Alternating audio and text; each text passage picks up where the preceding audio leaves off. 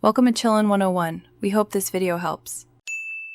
You begin by confirming where the corrupted folder resides and what file system you're dealing with, because tools differ between NTFS and FAT32.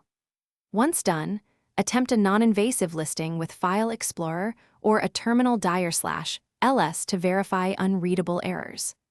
Make sure to mark backup destinations and, if possible, image the partition first to avoid data loss. You'll act immediately, no lengthy setup, so have admin privileges and a recovery drive ready before proceeding to deeper repair steps. You now run targeted repairs. On Windows, execute chkdsk with /f and /r to fix and remap bad sectors. On Linux, unmount and run fsck for the device. Once the file system is stabilized, make sure the volume is mounted read-write or boot into safe mode, then remove the folder with rmdir/s/q or rmref, but only after confirming path and no wildcards.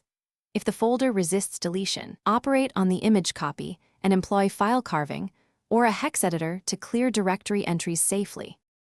You finish by verifying the folder is gone and the file system is healthy, running dir or ls, and repeating chkdsk or fsck as needed to clear leftover references. If deletion still fails, revert to your disk image and restore unaffected data, or perform a low-level secure wipe of the folder's sectors on the image to avoid corrupting live data. If problems persist, check Event Viewer or dmesk for driver, controller, or hardware errors. Hardware faults often masquerade as persistent corruption, so replace cables or drives. Thanks for watching. Consider subscribing if we helped you.